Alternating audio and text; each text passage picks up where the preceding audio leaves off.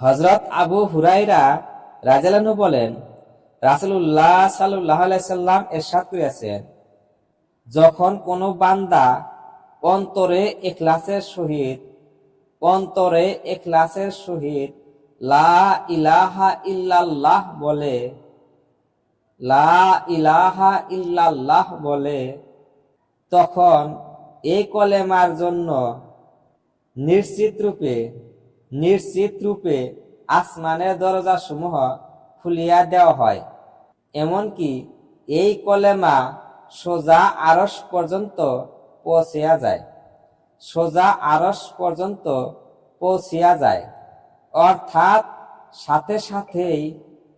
সাথে সাথেই কবুল হইয়া যায়।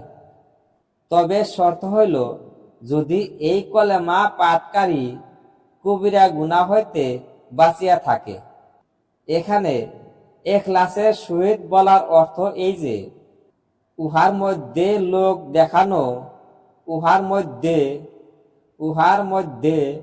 লোক দেখানো এবং মুনাফিকি